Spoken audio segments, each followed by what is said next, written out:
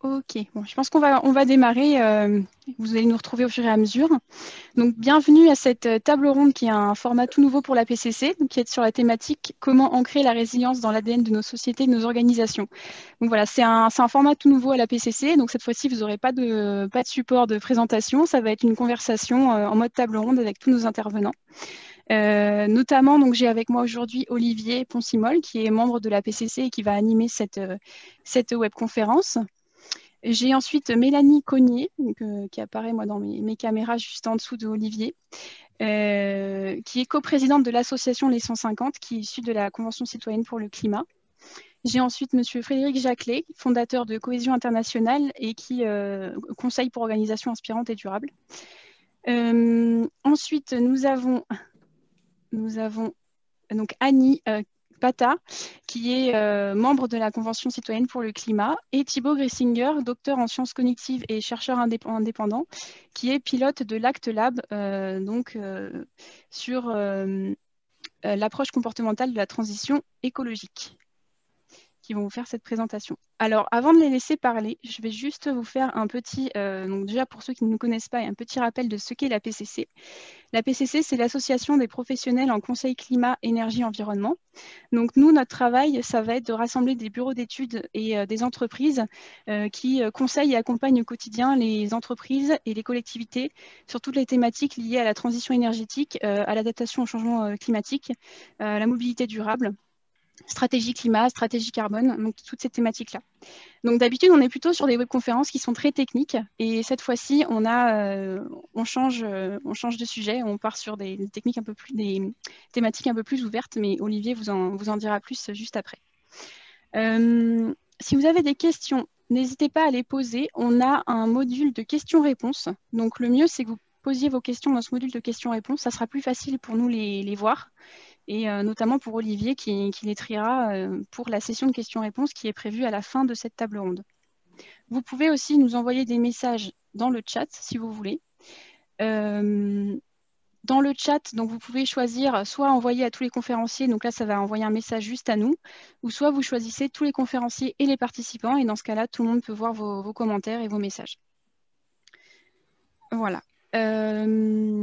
Sachez également que oui, on aura, alors il n'y a pas de slide ici, mais il y aura un replay. Le replay, la conférence est enregistrée et le replay sera disponible sur le site de la PCC d'ici quelques jours.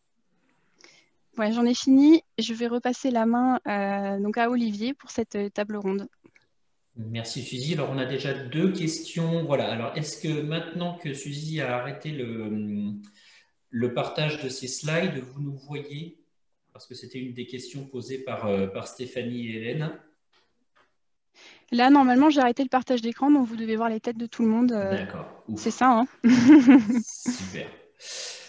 Donc, bienvenue à tous et à toutes. Pardon, merci de passer cette heure et demie avec nous. Comme le disait Suzy, le but de cette table ronde est d'avoir une ouverture en fait par rapport aux sujets habituels qui sont traités par la PCC, toujours liés notamment au sujet climatique, mais en allant vers des aspects, comme vous verrez, qui sont un petit peu en dehors de ce qu'on a de l'habitude de traiter au sein de la PCC, en allant vers des aspects comportementaux, des aspects organisationnels des collectivités et des entreprises, et puis avec le point de vue citoyen aussi, avec Mélanie et Annie qui nous font l'amitié de se joindre à nous. Donc, dans un premier temps, je vais laisser nos quatre intervenants se présenter. Ensuite, je guiderai en fait un échange avec eux quatre autour d'un certain nombre de questions. Et nous aurons en fait à partir de 15 heures probablement une session de questions ouvertes. Donc, c'est bien à ce moment-là que... Alors, vous pouvez poser des questions pendant la table ronde, mais vous pourrez aussi ajouter vos questions à partir de 15 heures dans le bloc questions-réponses, comme l'a indiqué Suzy. Donc, on va tout d'abord commencer les présentations un peu plus fouillées de chacun de nos intervenants. Alors, en le faisant dans un ordre qui est absolument pas galant, mais vous comprendrez pourquoi j'ai choisi cet ordre-là. Et donc, on va commencer par Thibaut. Bonjour. Bonjour à toutes et à tous. Donc, je te laisse 5 petites minutes pour présenter qui tu es et ce que tu fais au sein de Ah, ok. l'Aprelab. Oui. Ça marche. Pardon, je n'avais pas compris. Donc, bonjour à toutes et à tous. Donc, moi, je suis docteur en sciences cognitives et depuis quelques années, je fais de la recherche-action sur les enjeux de transition écologique. J'ai fondé une structure, un collectif de chercheuses et de chercheurs qui a pour but de faire d'un côté de l'accompagnement en fait, des collectivités, en gros des politiques publiques principalement, pour essayer de prendre en compte le facteur humain et la dimension humaine et sociale du changement dans les plans de transition et dans les stratégies de transition. Et de l'autre côté, on fait aussi de la recherche un peu plus académique, où on essaie de générer une nouvelle connaissance. Donc notre rôle, c'est de créer un pont, une passerelle entre ce qu'on connaît sur l'humain, sur ce qui peut rendre difficile le changement à l'échelle individuelle ou collective, et les problématiques de transition qui sont sur le terrain, et de faire remonter du terrain des problématiques nouvelles pour essayer de mieux comprendre ces difficultés qu'on peut rencontrer ou ces leviers du changement. Voilà, en gros. Parfait. Merci beaucoup. On va passer à Frédéric. Oui, bonjour donc à tous et à toutes. Donc moi je suis psychosociologue de formation et après un début un peu de recherche sur la question des transformations et des changements dans les organisations. Je suis passé par une phase plus opérationnelle en direction de stratégie et de développement de ressources humaines avant de créer Cohésion Internationale, qui est un cabinet spécialisé sur toutes les conduites de changement, les transformations organisationnelles, et qui lui-même, on va dire, comme cabinet, s'est transformé puisqu'on est devenu une coopérative.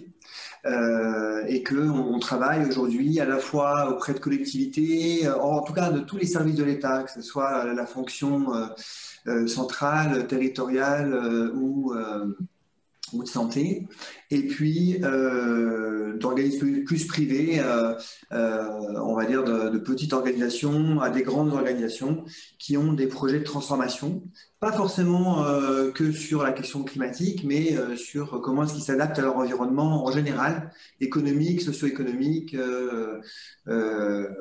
technologique. Et voilà, et donc on a aujourd'hui une double activité qui est une activité de modélisation. Donc, j'allais dire que j'arrive un peu après Thibaut, c'est-à-dire on a une forte lecture de la recherche pour en faire une modélisation pragmatique et transversale sur les organisations, et par contre de la mise en place pragmatique et de réalisation. Voilà. Merci Frédéric. Mélanie ?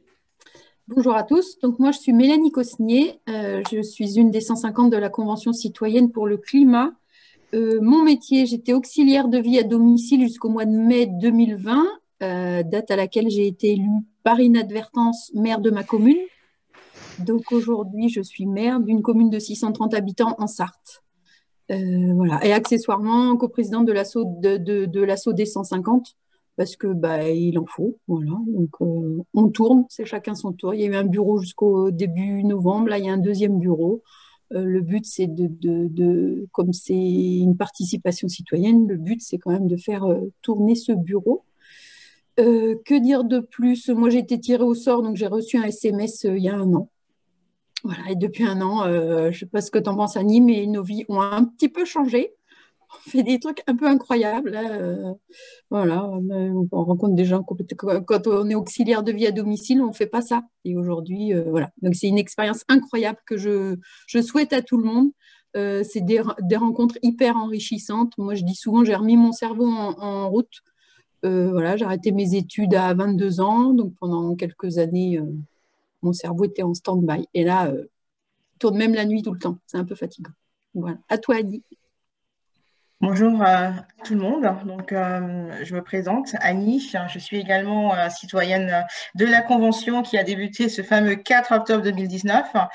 Alors, moi, c'est vrai que j'ai été longtemps engagée dans le cadre associatif, aussi bien sur la partie sociale, sans-abri, et à force de voyager, je me suis très rapidement sensibilisée à ce qui pouvait se passer autour de nous, et donc les questions environnementales me sensibilisent. Maintenant, dans la Convention, j'ai fait partie du groupe Produire et Travailler.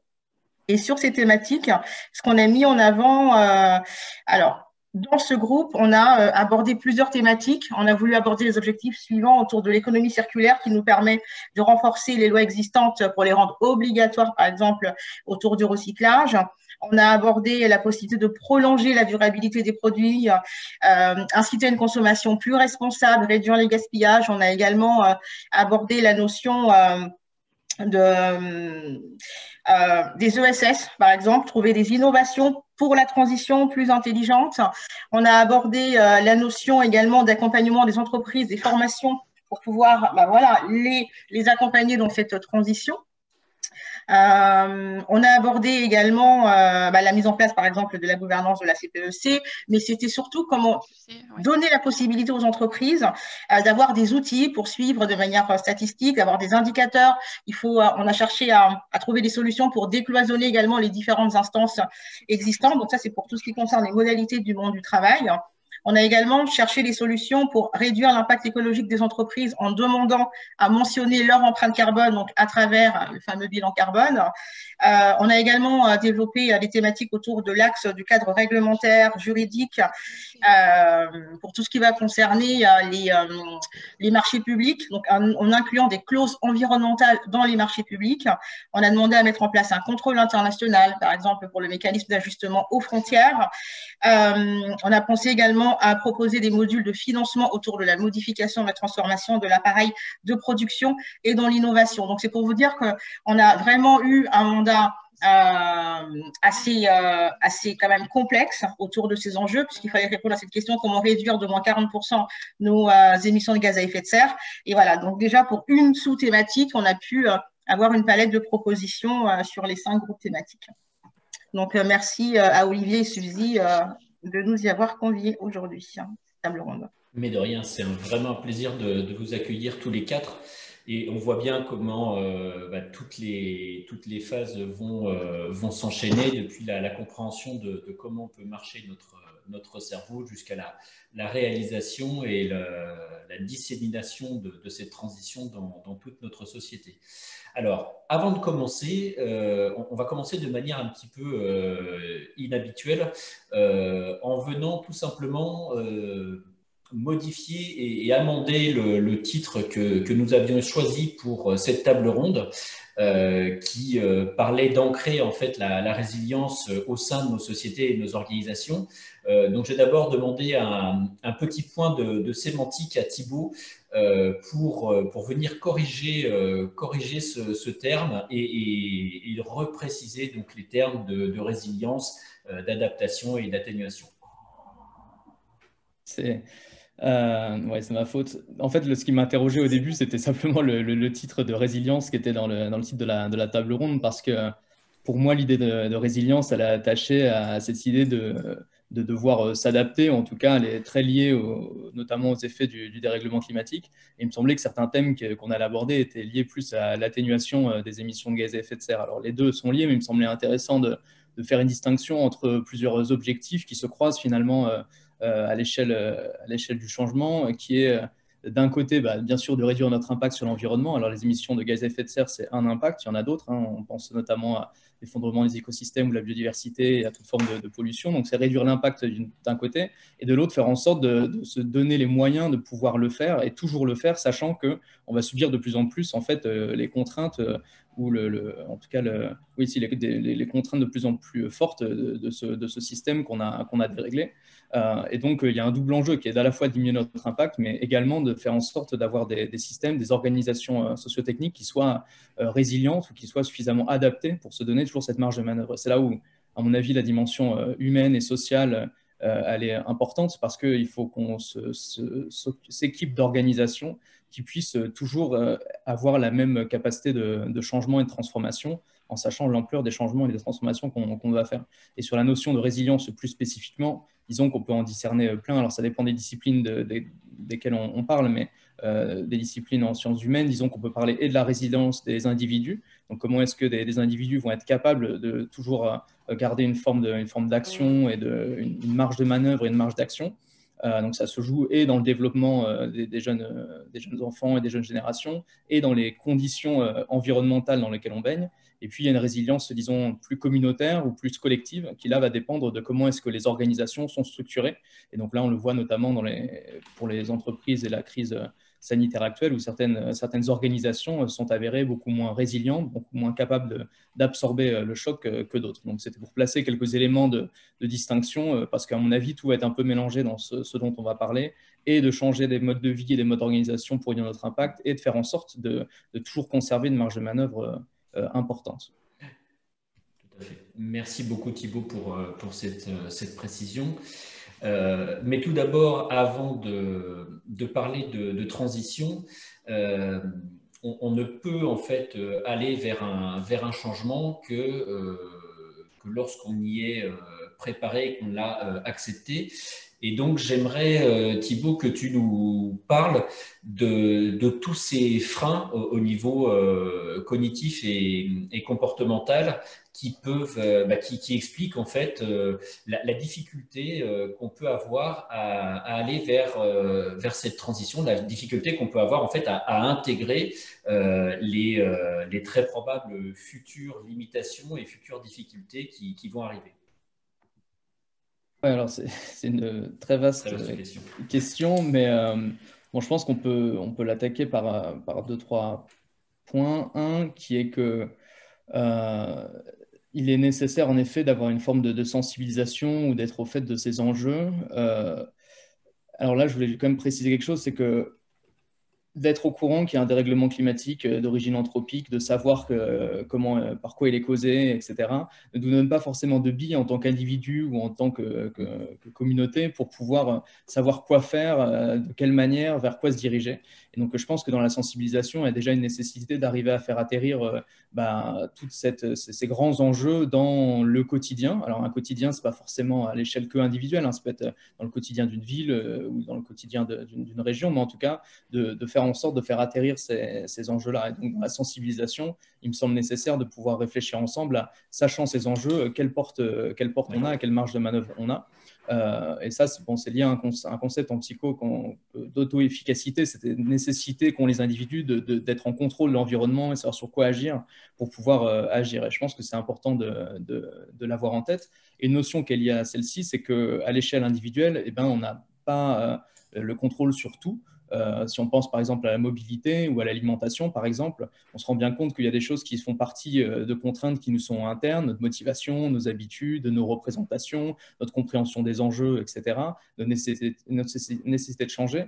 Mais il y a aussi des contraintes qui sont externes, c'est-à-dire que si on veut ne plus consommer, ou en tout cas manger végétarien ou ne plus consommer d'emballage plastique, etc., il faut qu'on soit dans un environnement qui nous permette de le faire le plus aisément possible. Et entre individus, on n'a pas tous et toutes la même marge de manœuvre en fonction d'où on habite, en fonction de notre niveau de revenu, etc.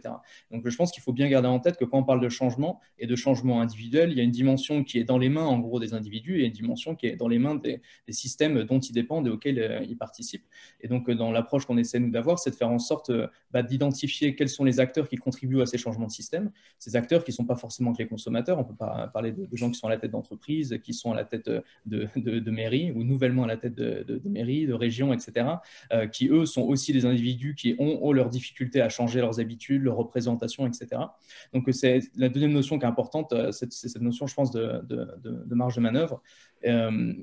Après, je ne sais pas trop par où on peut le prendre. Si on parle des freins ou des difficultés qu'on peut avoir à l'échelle individuelle, les difficultés les plus grandes, je pense, sont celles qui sont liées aux habitudes et à la capacité de pouvoir changer de manière générale. Changer de manière générale, ça peut se constituer aussi dans la manière dont on se représente les choses. Par exemple, on se rend compte qu'on peut inciter des personnes à recycler plus. Ce n'est pas pour autant qu'ils seront capables de transférer cette connaissance-là à d'autres types d'actions et de même à aller consommer moins de plastique ou de même à aller ne pas jeter les détritus par terre, etc. Donc, il y a une difficulté à ne pas penser qu'en action, scinder les unes des autres et pas qu'en tant qu'individus qui doivent mettre en œuvre des actions, mais de penser plus en termes de pratique. Quand on parle de mobilité, par exemple, on est sur une pratique, c'est-à-dire que de faire du covoiturage ou de prendre le vélo pour aller au travail, ce n'est pas simplement un choix entre une option A et une option B, c'est une organisation, une planification, tout un tas de contraintes qui vont avec. Et donc là, pour ce changement-là, il n'y a pas trop de secret. Et disons que plus il est positif et moins il est difficile et plus il est vertueux, soit à l'échelle du plaisir individuel, soit à l'échelle sociale, plus ça aura des chances de fonctionner. Mais encore une fois, je pense que les changements qui auront le plus de chances de fonctionner sont ceux qui sont à l'échelle de l'environnement dans lequel on se trouve. Donc, de flécher les alternatives, les rendre accessibles, de permettre à un maximum de personnes de le faire, et ensuite d'avoir une dynamique vertueuse autour de ça, c'est peut-être ce qui peut permettre de lever ces freins.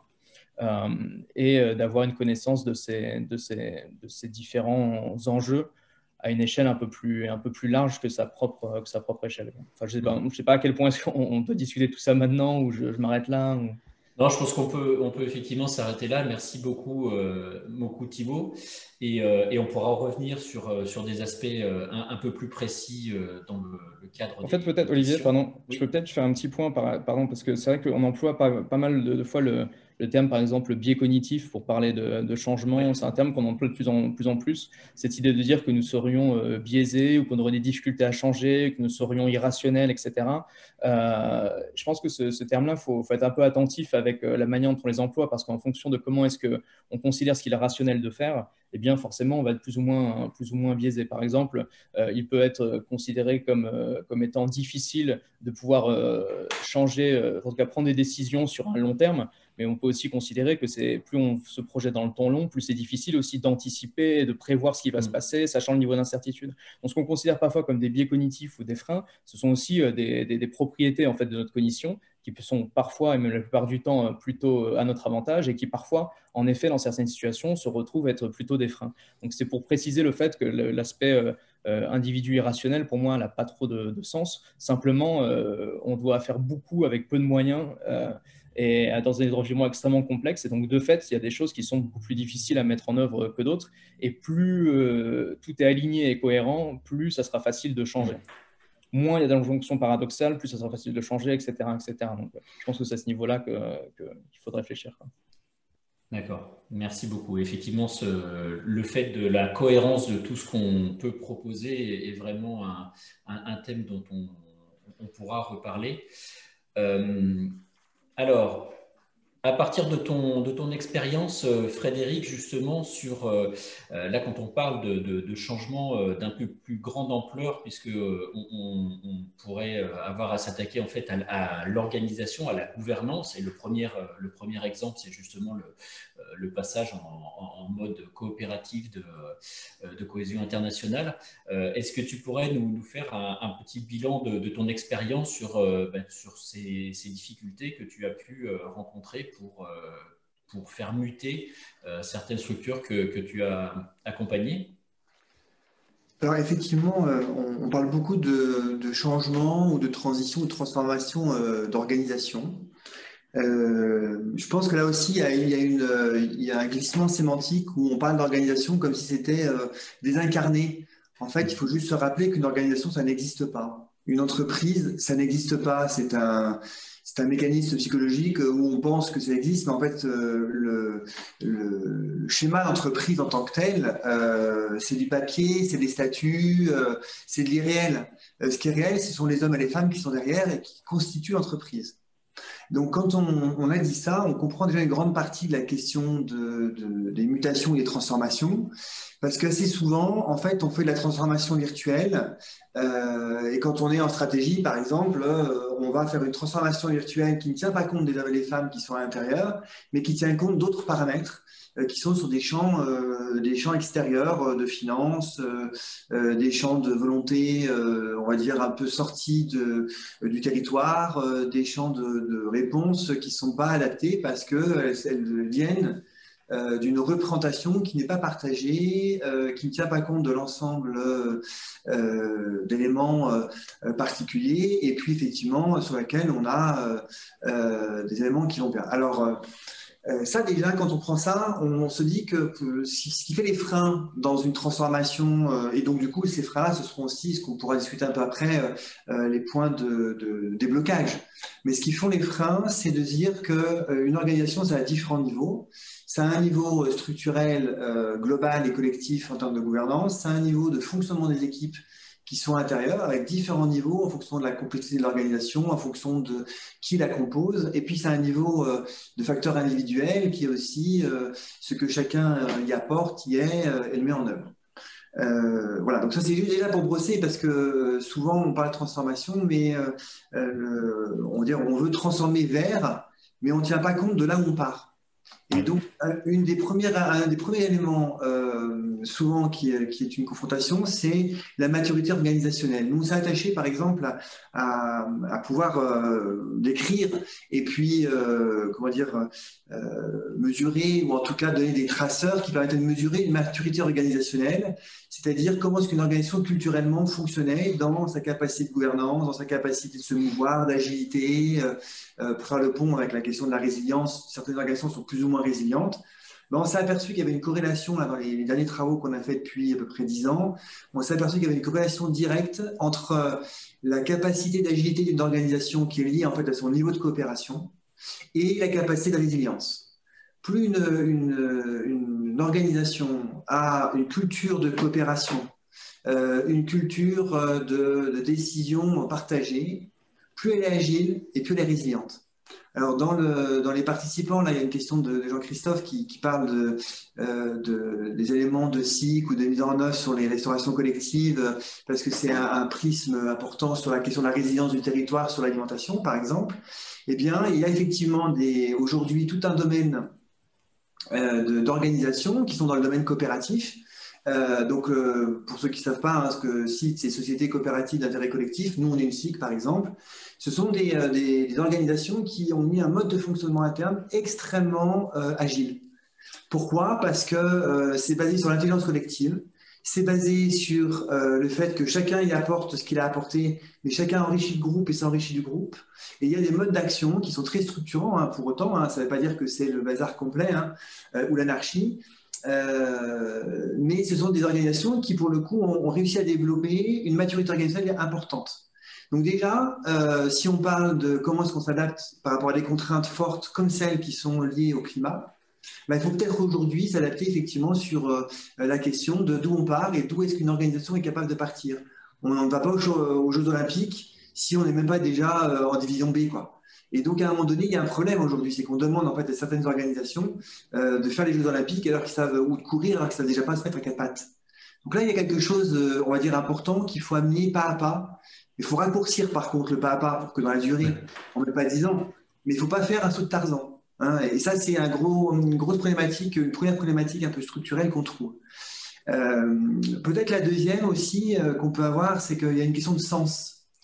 C'est-à-dire que on découpe aujourd'hui, on oppose la question économique à la question du vécu et du vécu de l'organisation là c'est Mélanie et Annie qui pourront peut-être plus nous en parler, mais dans la question de la sphère politique, au sens de la gestion de la cité. Comme si finalement une organisation de travail, alors certaines évidemment dans les collectivités ou sur la santé, et encore, il faut voir de quoi on parle en termes de santé, ont un sens pour gérer, pour servir la cité. Mais assez souvent, quand même, les organisations de travail qui peuvent être très polluantes, par exemple, elles ont déconnecté leur activité économique, presque financière, en termes de sens, de l'impact ou du service qu'elles ont au sein de la cité.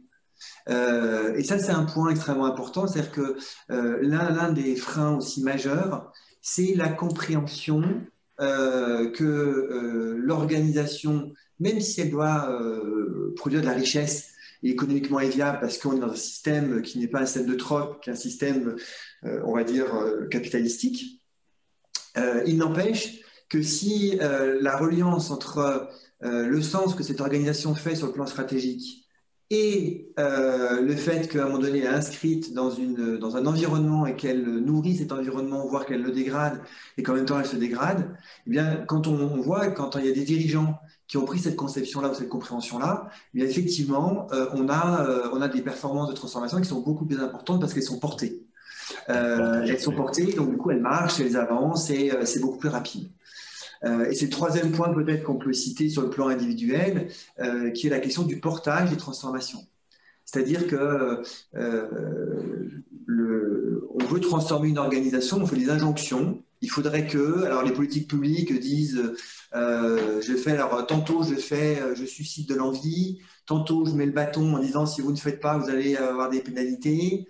Mais en fait, on ne travaille jamais sur le portage des transformations, c'est-à-dire qu'on n'outille pas, on n'aide pas celui qui porte ou ceux qui portent ces transformations pour qu'ils comprennent comment ça se passe, comment est-ce qu'ils font au quotidien et comment est-ce qu'ils peuvent mener leurs organisations en transformation. Et peut-être pour conclure sur ce point-là, c'est souvent lié aussi au fait qu'on connaît très mal comment ça se passe une transformation. Parce que le focus qu'on a aujourd'hui, ça je pense que c'est un point extrêmement important, le focus qu'on a aujourd'hui, c'est un focus sur le résultat. Donc ce que l'on fait dans toutes les politiques publiques ou dans les politiques même financières, ce qu'on veut c'est un résultat.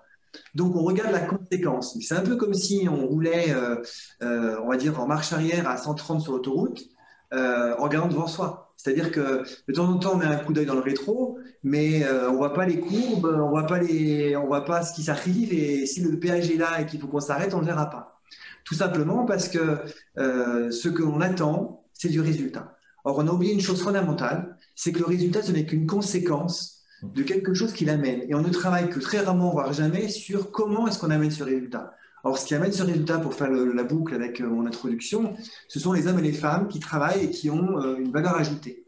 Or, si on avait un focus très fort sur les conditions de comment on travaille, quelle est la qualité du travail que l'on donne, dans quel sens, au sens de la direction, mais au sens aussi philosophique du terme, c'est-à-dire, j'ai bien aimé, comme l'a dit, j'ai mon cerveau qui s'est réveillé. En fait, aujourd'hui, on met beaucoup de personnes dans des situations où on leur demande plus de réfléchir.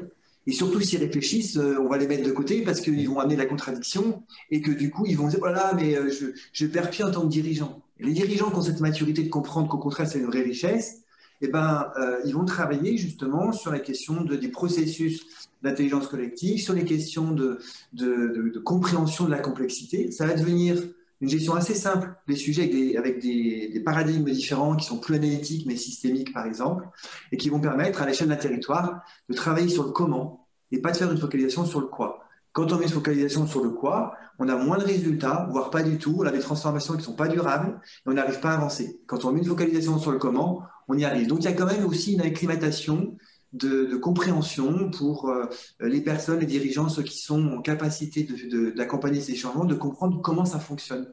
Et ça, c'est un désert aujourd'hui monumental.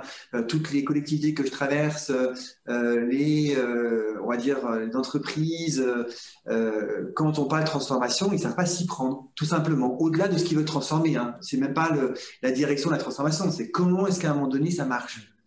Et il y a beaucoup de représentations qui amènent après à des décisions et des modes de faire qui sont complètement à côté de la plaque, qui sont des vrais freins dans la mobilisation collective vers un objectif commun, et là en l'occurrence sur ces changements-là. Voilà. Et ça, c'est vraiment un focus important, il me semble, et c'est un bras de levier probablement important pour notre transformation, notamment dans la question de ce que l'on veut obtenir sur la question climatique. Merci beaucoup, Frédéric. Et effectivement, cette problématique du portage, elle est souvent abordée, là, pour revenir refaire la boucle avec des aspects un peu plus habituels de la PCC. C'est quelque chose, par exemple, dans la méthodologie d'évaluation des stratégies de transition carbone ACT qui est portée par l'ADEME. C'est quelque chose qui est mis en tout premier, qu'on ne peut pas mettre en place une stratégie sans qu'elle soit portée au plus haut niveau de l'organisation, quelle qu'elle soit. Et bien évidemment, elle ne peut pas non plus se mettre en place si on donne une direction sans réfléchir à comment on va le faire, quels moyens, quelles personnes, comment emmener ces personnes. Et donc, je vois que Thibaut, tu avais, pour rebondir, une lecture à proposer sur ce focus résultat au lieu de se focaliser sur comment on va aller vers le résultat. Ouais, je l'ai juste mis dans le chat parce que je voulais pas, je l'ai pas perdre. Non, oui, c'est un bouquin auquel je pensais que j'avais bien aimé. D'accord. François Julliard, je crois que c'est un philosophe. Et en gros, il explique un peu comment est-ce qu'on a une façon de penser d'un état à un autre sans prendre en compte les transformations entre états. En fait. Donc, on pense eau et glace, eau et vapeur d'eau, mais on ne pense pas trop la transformation qui se fait en filigrane. Je trouve que ça, c'est intéressant pour ce qui se joue sur les questions climatiques, de biodiversité, etc. en ce moment, et par rapport à ce que Frédéric disait par rapport aux transformations. Merci. Et pour compléter, vous pouvez aussi lire Edgar Morin sur la pensée complexe, qui permettra aussi d'avoir des regards extrêmement intéressants sur comment réunir ce qui est épars et comment réussir à avoir des dialogues qui sont au démarrage contradictoires, mais qui en fait se répondent. C'est-à-dire que la question de la financiarisation, enfin, ou en tout cas du financier ou de l'économique, avec la question du climatique, c'est loin d'être opposable. C'est intégrable. Or, à un moment donné, on a des présupposés qui sont là. C'est comme la pensée de dire on peut travailler mieux en étant moins cher. Bah oui, ça marche. Voilà. Et donc, on n'est pas obligé de faire des gains en pressurisant. Il y a des modélisations aujourd'hui qui existent qui montrent tout le contraire. Merci. Alors, je suis un petit peu occupé des questions puisque Thibaut, en fait, tu as envoyé le titre du livre, mais uniquement aux conférenciers. C'est pour ça que les gens étaient étonnés. Échec. Et donc, si on passe maintenant à vous deux, Annie et Mélanie, donc cette difficulté hein, de se rendre compte et de partir d'un état en fait où l'information vous manquait, et puis le cheminement que vous avez fait tout au long du processus de la CCC. Est-ce que vous pourriez nous faire part de vos transformations à vous, de ce que vous avez ressenti? J'ai en tête aussi une autre transformation que je trouve extrêmement jolie. Mais je suis sûr que je vais écorcher son prénom, mais vous aviez dans la CCC des gens qui n'étaient pas du tout préparés en fait à aller dans cette direction de transition écologique, qui était même plutôt en fait plus climato-sceptiques et qui pourtant maintenant font partie du groupe et font partie des gens qui sont convaincus de la nécessité de l'action. Tu veux commencer, Mélanie? Comme tu veux, vas-y Annie. D'accord. Donc, effectivement, alors déjà, merci Frédéric pour ce que vous avez dit, parce que je partage vraiment beaucoup, et merci également à Thibaut de ce que tu as dit. Cette complexité, et moi je le dis souvent, ça a été aussi le processus de la Convention, je dis, c'est la beauté et la complexité de cet exercice de démocratie participative et délibérative. Cette double casquette que je donne à la Convention, aussi bien autour des enjeux environnementaux et climatiques que cette partie démocratie, parole citoyenne. Et effectivement, quand on est arrivé, c'était comment est-ce qu'on arrive à trouver une solution commune en fin de parcours en arrivant finalement à un cadre de référence complètement différent, des opinions différentes, des a priori. Et ça, il a fallu effectivement merger ça. Et vous l'avez très bien dit, Frédéric, comment est-ce qu'on fait avec des moyens ou des personnes ou des systèmes qui sont peut-être éparses ou qui peuvent arriver dans une sorte de contradiction et pourtant qui se répondent. Et comment est-ce qu'on a répondu à ça? C'est qu'on s'est investi très rapidement sur cette question, cette mission. 150 personnes, 150 citoyens comme vous et moi, à un moment donné, on s'est pris de la question. Donc, il y a eu toute l'importance de la sensibilisation, l'information et la formation. Donc, la prise d'information, elle a été massive. Elle a été quasiment même non-stop. Et à partir de ce moment-là, c'est qu'est-ce qu'on fait avec l'information? Comment est-ce qu'on apprend et qu'est-ce qu'on fait de cette information-là? Et déjà, les constats qui étaient là par rapport aux problématiques liées à l'environnement, de ce qu'on entendait, des blocages et des freins qu'on avait ou sur la sphère politique ou au niveau des acteurs économiques ou même au niveau des citoyens, faisait qu'on avait l'impression que ça ne pouvait pas avancer ou qu'on n'arriverait jamais à avancer. Et je te rejoins parfaitement là-dessus, Thibaut, c'est comment est-ce qu'on arrive à se projeter, donc ça veut dire avoir une échéance sur du long terme, sans que ça soit au quotidien un frein à penser ce n'est pas possible. Et c'est un peu le constat qu'on fait là, à la suite de nos propositions, quand on a rendu nos 149 propositions. Aujourd'hui, on nous dit, dans le contexte actuel, à instant T, il ne sera pas possible de prendre en considération tel aspect de vos propositions.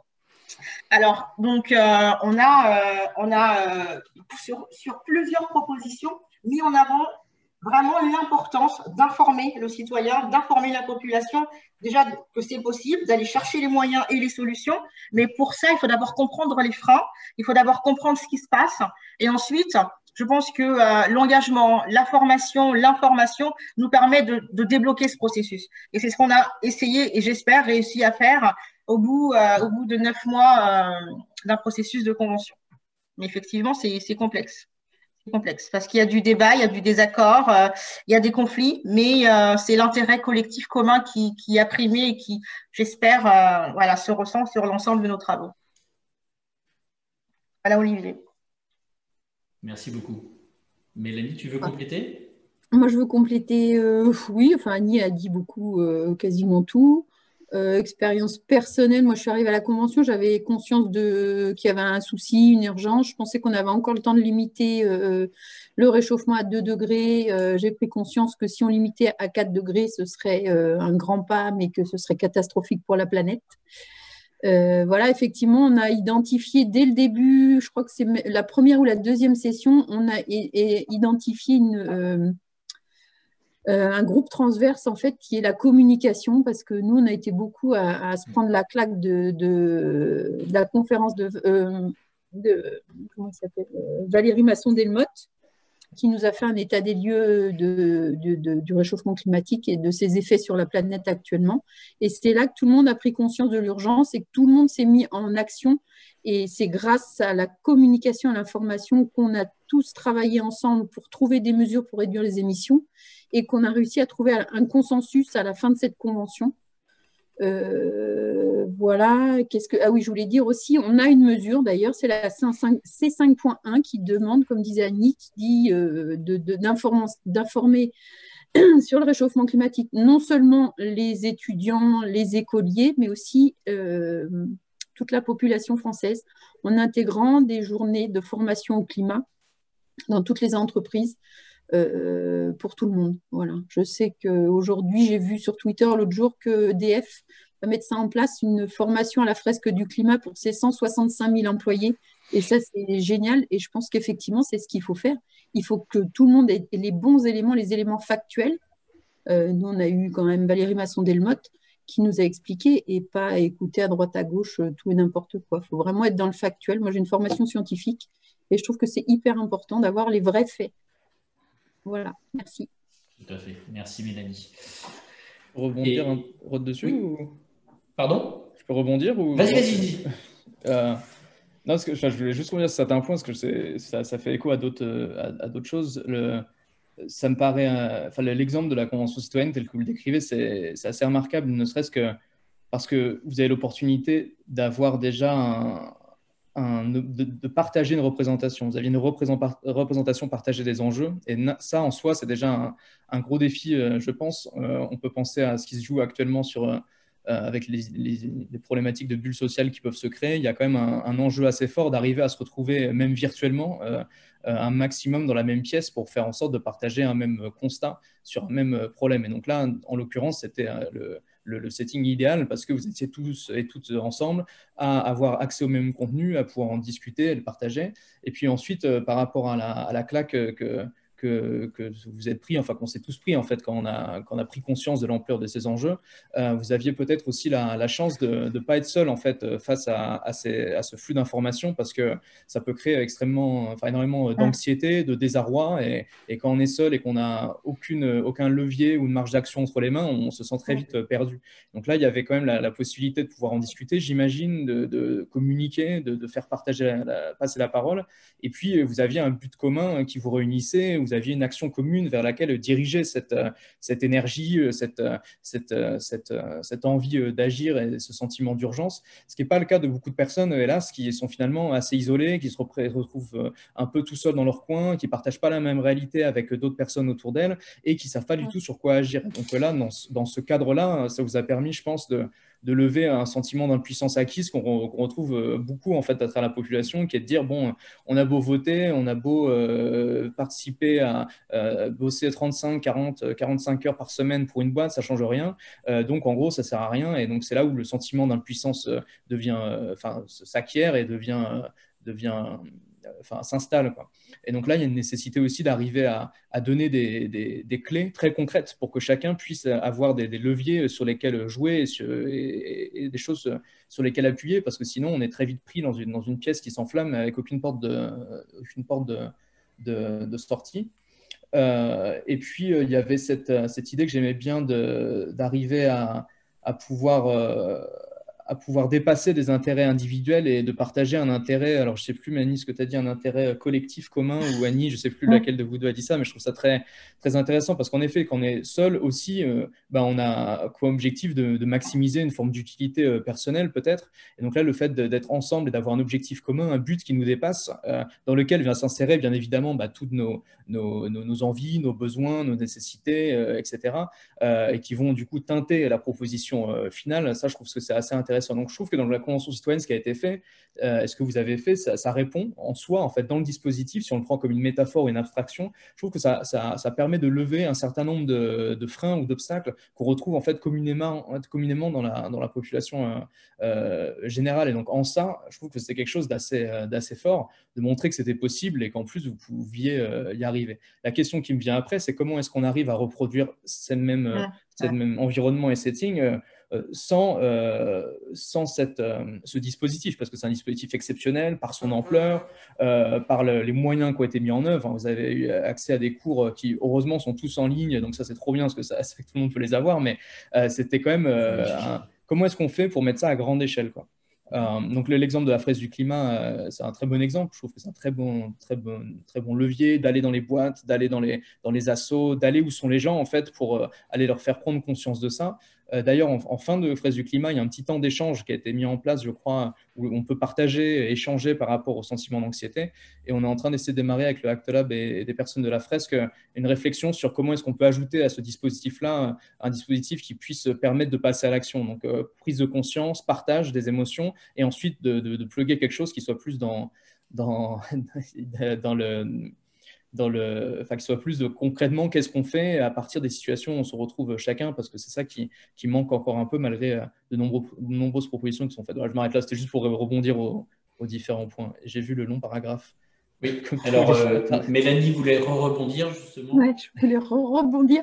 Effectivement, ce collectif, c'est une force, mais on n'est que 150. Et après, moi, ce qui nous a permis aussi de dépasser cette angoisse qui fait, forcément, dont on est pris une fois qu'on prend conscience de toute cette urgence, c'est d'agir derrière. C'est pour ça qu'aujourd'hui, on s'est mis en association pour agir, continuer à communiquer sur tout, c'est porter nos mesures au niveau du gouvernement, mais aussi agir localement pour que chacun prenne conscience. Après, ce qui est compliqué, tu disais, Thibaut, c'est que, alors nous, on est notre collectif des 150, mais après, quand tu arrives sur le terrain, moi, je sais, je suis élue de ma commune, bon, c'était pas prévu, donc j'ai pas une équipe qui forcément a conscience, comme moi, de l'urgence climatique. Leur faire comprendre l'urgence, c'est compliqué. Je me sens un peu seule. Et après, quand tu fais des réunions, même la fresque du climat, qui vient, c'est de l'entre-soi, parce que c'est des gens, au final, qui sont déjà sensibilisés. Moi, j'avais fait à Sablé une rencontre débat au mois de février là, sur la Convention, et en fait, les gens qui sont venus, à 90%, ils savaient ce que je disais. Donc, le plus compliqué, c'est de toucher les gens qui, justement, n'ont pas conscience de tout ça. Même aujourd'hui, là, je pense que dans les participants, les gens, ils ont tous conscience, ils le savent ce qu'on dit. Et ce qui est compliqué, moi, aujourd'hui, je trouve, c'est de sensibiliser tous ces gens. Et c'est pour ça que je trouve que EDF, c'est bien ce qu'ils font, parce que, et nous, notre mesure C5 points, c'est ça, c'est aller dans les entreprises et, entre guillemets, forcer les gens à écouter l'urgence climatique et le problème. Mais par contre, il faut bien être derrière pour poursuivre, parce qu'effectivement, c'est angoissant. Une fois que tu as pris conscience de tous ces trucs-là, c'est une angoisse pas perpétuelle, il y a des hauts et des bas, mais heureusement qu'on peut agir derrière et se bouger, parce que sinon, c'est l'action qui fait derrière qu'on déprime moins, quoi. Non, clairement, sur l'entre-soi, c'est un gros sujet. Je voudrais rebondir sur Enfin, je dis une phrase, pardon, Annie. C'est cette idée de changement graduel. Je pense que quand on fait par exemple, quand les élus font des concertations, et qu'ils disent, mais en fait, il n'y a personne qui vient à nos concertations, pourtant on essaie d'aménager les horaires, etc. C'est qu'il y a une dimension qui est en fait, ça demande du temps d'arriver à sortir de cette position d'impuissance acquise et de déjà redécouvrir qu'il y a des options qui sont disponibles, accessibles, qu'on peut les activer. Qu'en le faisant, ça peut avoir certaines conséquences, d'arriver à trouver son juste niveau d'anticipation ou de demande. C'est-à-dire que si on s'attend à pouvoir changer tout d'un coup, c'est sûr que là, il y a une déception qui peut être forte. Dans ce que tu disais, Annie, tout à l'heure, le fait de pouvoir planifier les propositions, dire, OK, on en fait passer quelques-unes qui sont un peu les quick wins, et ensuite, on essaie d'avancer un peu plus sur un moyen terme, d'arriver à se redonner du temps dans l'urgence, c'est quand même assez compliqué, d'une part, mais aussi il y a cette nécessité d'arriver à faire une culture politique avec un petit p, c'est-à-dire de faire rentrer petit à petit les gens dans la décision, apprendre, mais à chacun en fait, à faire entendre sa voix et à décider collectivement. Et ça, c'est très difficile. Et par rapport à ce que je disais tout à l'heure, Frédéric, sur le fait qu'on ne peut pas changer du tout au tout, je pense que c'est aussi cette patience qu'il faut qu'il y ait du côté des élus et des décideurs, et de dire que s'il y a une première concertation qui est lancée, il y a 10 personnes qui viennent, ou c'est à chaque fois tous les mêmes, si petit à petit, il y a des nouveaux qui viennent, si petit à petit ceux qui viennent font porte-parole pour ces idées-là, etc., il se peut qu'il y ait une dynamique qui s'enclenche, et il faut être ambitieux et demander beaucoup, mais il ne faut pas non plus se faire prendre au piège, je pense, de l'urgence. C'est-à-dire que les choses prennent du temps. L'idée, c'est de les accélérer un maximum, mais ça prend aussi du temps, quoi. Moi, je veux juste... Ah, allez-y. C'était juste pour rebondir sur 2 points que vous avez évoqués. On peut aussi regarder ce qui se fait en termes de stratégie sur d'autres environnements ou d'autres thématiques. Par exemple, le Canada a énormément travaillé sur les questions de surpoids. Sur la question, on va dire, de l'alimentation et la question de la santé à travers des consommations de surpoids. Et ils ont réussi un truc énorme en quelques années, dans une politique publique par contre très volontariste, où ils sont passés par les enfants, en disant on va prendre des ambassadeurs, mais les ambassadeurs, c'est pas les entreprises, c'est pas les parents, c'est les enfants. Et on va faire un programme de gain de points où dans les écoles, il y a un challenge. Et le challenge, c'est par exemple pour l'enfant de comprendre, de s'éduquer à l'alimentation. Mais c'est aussi de se dire, voilà, si tu fais 5 minutes de course avec ton papa, tu as 3 points en plus ce week-end. Si tu fais un petit atelier avec ta maman ou ton oncle, et donc ça a permis à un moment donné de faire remonter en termes de stratégie la question de l'éducation, la question de la compréhension, et ils ont gagné leur pari sur ce point de santé. Donc il y a des vecteurs qui sont plus faciles qu'on n'utilise pas forcément complètement aujourd'hui et qu'on peut peut-être aller chercher. Ça, c'est une première réflexion, je pense, qu'on pourrait prendre, mais ça s'inscrit forcément là dans une question de politique publique volontariste ou alors en local. Et le deuxième élément, mais c'est pour rebondir aussi sur ce que dit Thibaut, c'est-à-dire à un moment donné, la question aussi de comprendre que je peux changer les choses à mon échelle, c'est aussi la question de la réappropriation de l'espace de la cité, non pas à un niveau qui est national ou international, mais bien à un niveau qui est très local. Or, aujourd'hui, la question du travail sur ce sujet-là en local, dans les conseils de quartier, dans les mairies d'arrondissement, etc., elle est… Alors, Mélanie a la chance d'être dans une petite collectivité, mais sur les grandes collectivités ou sur d'autres éléments, c'est peu travaillé.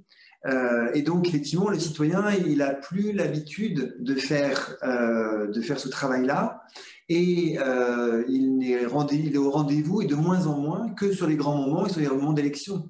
Mais en fait, il n'est pas acteur de la cité. Et donc, je pense qu'on a aussi, à un moment donné, c'est un formidable levier aussi pour se dire qu'à un moment donné, comme vous l'avez eu la chance de l'être dans cette expérience, c'est de rendre, on va dire, l'action de la cité à l'ensemble des citoyens et de trouver des vecteurs de proximité qui vont chercher ces questions-là. Évidemment qu'il y aura des points de vue différents. Et pour répondre à Christine sur la question de la conflictualité, parce que, en fait, ce qu'on ne crée pas aujourd'hui, on crée du conflit. C'est-à-dire qu'on met tout pour que les points de vue différents, par médias interposés où on ne se parle pas mais où on s'invective, par des points de vue, on va dire, de grandes messes où on n'est pas dessus, etc., on ne crée pas les espaces de dialogue. Alors je pense qu'un des points possibles, c'est de créer des espaces de dialogue de proximité en créant de la conflictualité, c'est-à-dire en créant du débat. Et donc du coup du débat encadré, de la mentalité et de la maturité qui permet l'expression de ce débat, où chacun peut dire ce qu'il a à dire, vivre, mais s'enrichir aussi du point de vue de l'autre. Et parce qu'il s'enrichit du point de vue de l'autre, il bouge, il se transforme. Et parce qu'il se transforme, il va changer. Moi, je suis dans un petit quartier lyonnais où, à un moment donné, il y a eu une dizaine de personnes qui ont joué ça sur la question du zéro déchet, par exemple. Et on a fait bouger les lignes. Tout le monde n'est pas passé à zéro déchet. Mais par contre, il y a eu des lignes très fortes d'opposés entre, on se passe des questions de fournisseurs, on fait des commandes en gros, et on arrive à changer les choses et ça passera par le local. Et je pense qu'il faut arrêter de penser que le temps en fait, de transformation qu'on a besoin, c'est un temps rapide. On a un temps de gouvernance qui est pathétiquement long et pathétiquement pas adapté aussi aux différentes situations. Et donc, du coup, la gouvernance citoyenne, il faut qu'elle revienne au local. Parce que si on pense sur ces sujets-là, qu'elle reste de façon, c'est pas possible. Donc, il faut créer ces lieux de débat, il faut créer ces lieux d'attention. Et plus on va les chercher, si on n'arrive pas à en prendre beaucoup, c'est que le territoire qu'on prend pour ce débat-là est trop grand. Donc, n'allons pas chercher au niveau de la ville, allons chercher au niveau du quartier. Voilà. Et ayons des ambassadeurs qui, à un moment donné, et il y en a plein. Hein. Moi, je me suis retrouvé, quand je commençais à m'intéresser au sujet il y a quelques années, je me suis retrouvé à me dire, il y a à peu près 15 ans, la première AMAP lyonnaise se mettait en œuvre. Donc, nous, on a milité sur le sujet parce que sur la question de l'alimentation, c'est quelque chose que je travaille beaucoup. En fait, on s'est aperçu qu'il y avait plein de gens qui étaient des voisins proches, mais qui n'en parlaient pas. Quand on commence à en parler, on crée, puis on crée au bistrot, puis on crée devant. Alors les bistrots vont ouvrir, donc c'est une bonne nouvelle, mais ça crée des petits débats. Et ces petits débats font des vrais changements. Voilà. Moi, je pense qu'aujourd'hui, on a besoin de ça. Voilà. On a besoin de faire en sorte de revenir là-dessus. Juste 2 mots, mais vraiment, je vous aime, Frédéric. Je suis d'accord avec tout ce que vous dites, mais vraiment redonner aux citoyens la capacité d'être acteurs de la cité à toute échelle. Et pour donner donc des exemples concrets, justement, Thibaut, tu demandais, on nous a demandé à tellement de reprises, mais comment vous avez fait et comment est-ce qu'on peut effectivement reproduire, dupliquer. Alors, aussi bien des professeurs comment dire, de haut niveau ou d'enseignement supérieur veulent proposer ça aussi à leurs élèves et à leurs étudiants en nous demandant mais comment est-ce que vous avez réussi à vous saisir de cette matière-là pour produire ça.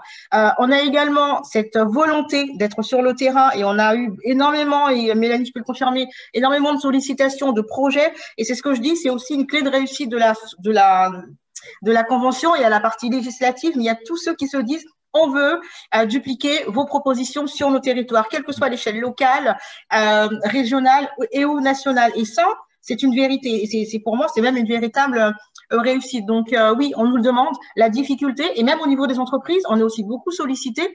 La difficulté, c'est de trouver les indicateurs pour savoir comment est-ce qu'on a atteint l'objectif. Si le thème était résilience, eh ben c'est cette question-là, comment est-ce qu'on sait qu'une ville est résiliente, qu'un pays est résilient, qu'un système est résilient? Ben de la même façon, comment est-ce qu'on sait qu'on a atteint l'objectif? Et c'est ça, aujourd'hui, je pense, la difficulté. Mais on nous demande, effectivement, comment est-ce qu'on peut arriver à trouver un processus similaire à la Convention sans que ce soit la Convention. Voilà. Et un dernier point, le point vraiment que je voulais dire, c'est que on ne cherche pas et on n'a pas cherché, j'espère que ce n'est pas compris comme ça, c'est pas culpabiliser ou pointer du doigt l'autre, qu'on n'a pas la même façon de vivre ou la même façon de penser ou parce qu'à un moment donné, on n'a pas les mêmes opinions et donc on n'accepte pas les propositions, mais c'est vraiment recréer justement le lien entre différentes échelles de valeur. Voilà pourquoi je vous disais que je vous aimais, Frédéric, parce que c'est ça en fait. C'est mon message. Annie, la question de la compréhension citoyenne qui du coup élève la conscience et qui du coup permet d'accéder à ces questions importantes, elle se gère aussi dans les entreprises ou dans les organisations. C'est-à-dire qu'aujourd'hui, l'État, par exemple, pour bien travailler sur l'ensemble des organisations administratives, n'est pas très moderne dans le sujet. On a encore des pensées de notre âge avec des niveaux hiérarchiques, de 8-9 niveaux hiérarchiques sur des institutions. Donc, comment voulez-vous que quelqu'un, dans son travail, ait une action qui pèse quand il a 8 ou 9 personnes au-dessus qui pensent le travail, alors que celui qui le fait, c'est lui. Moi, je vous engage à lire le livre de l'anthropologue qui est mort il n'y a pas très longtemps, qui s'appelle Bullshit Job, qui exprime très bien ça, c'est-à-dire comment est-ce qu'à un moment donné, on dépersonnalise la question de l'agir. Il y a quelqu'un qui disait dans le chat, on pense haut, mais on a que des petites actions. En fait, il n'y a pas de petites actions, il y a des actions. Or, aujourd'hui, on pense, on n'agit pas. C'est ça la difficulté. C'est pas le fait de penser, de faire des petites actions. C'est juste d'agir. Or, on a confisqué l'action. On a beaucoup de penseurs qui ne veulent pas agir. Et on a beaucoup de personnes qui aimeraient agir, mais qui n'y arrivent pas parce qu'elles sont empêtrées. Et dans le travail, on parlait des coopératives. Le mouvement coopératif est un mouvement citoyen. Parce que c'est un mouvement qui donne la responsabilité, la réflexion, la conflictualité à l'ensemble des personnes qui font le travail ensemble. Et alors, tout à fait d'accord, Annie. C'est-à-dire qu'effectivement, on n'est pas d'accord dans ces mouvements-là. Il y a beaucoup de conflictualité, c'est-à-dire qu'il y a beaucoup d'échanges, mais ça s'encadre. Ça s'encadre dans un développement de maturité pour que ça ne dérive pas en conflit. C'est-à-dire qu'à un moment donné, je peux ne pas être d'accord avec vous, et c'est tout à fait normal, et c'est comme ça qu'on va trouver une troisième voie qui est meilleure que la vôtre et meilleure que la mienne. Par contre, la maturité que j'ai de leadership fait qu'à un moment donné, j'accepte que vous puissiez ne pas être d'accord avec moi parce que vous êtes une femme ou un homme, donc une personne humaine, et que pour le coup, ça a de la valeur. Et que la seule chose qui est importante, c'est la valeur qu'on a ensemble. Après, nos idées, elles vont se construire. Et ça, c'est un cheminement qui se fait, donc ça s'apprend. Et ce sont ces éléments-là qu'il va falloir à un moment donné aussi développer et qui vont énormément servir. Et l'injonction, et je te donne la parole, mais c'est juste l'injonction de dire il faut trier ses déchets. En fait, oui, dans le penser, dans l'agir, ça ne marche pas. Dans l'agir, c'est parlons ensemble de pourquoi est-ce qu'on ne trie pas les déchets. Moi, quand je rencontre quelqu'un qui jette son mégot par terre, je m'arrête. Je dis, mais en fait, moi, je ne comprends pas pourquoi on n'a pas. Enfin, vous jetez votre. Ça me choque, mais en même temps, j'aimerais comprendre. Et ça fait une petite discussion. Et de cette discussion, on a quelque chose d'extrêmement intéressant parce que je comprends pourquoi il fait ça. Lui, il comprend pourquoi il ne faut plus le faire et on trouve à un moment donné une solution. Alors, juste, je reprends la parole tout simplement parce qu'on doit libérer Mélanie. Donc, je passe directement la. Merci. Juste une petite conclusion. Je dois absolument vous quitter. Je voudrais vous remercier tous. Je voudrais rebondir aussi sur ce qu'a dit Frédéric, à savoir l'échange en direct, échanger, parler. C'est essentiel pour se comprendre et pour effectivement trouver des consensus et pas par message, réseau interposé. Voilà, l'essentiel, c'est vraiment de se parler en direct. Oui. Et ça fait avancer beaucoup de choses et ça permet de comprendre beaucoup de choses. Merci beaucoup et bonne continuation. À bientôt. Merci à toi, Mélanie. Alors, je reprends très rapidement la parole, juste pour revenir sur un point qui a été évoqué, notamment par Thibaut et puis par Annie qui parlait de cette anxiété qui pouvait s'installer, uniquement pour vous dire que malheureusement, en fait, on aurait dû avoir une intervenante supplémentaire qui justement venait traiter de ce sujet, qui est Alice Desbioles, qui vient de publier un ouvrage sur l'éco-anxiété.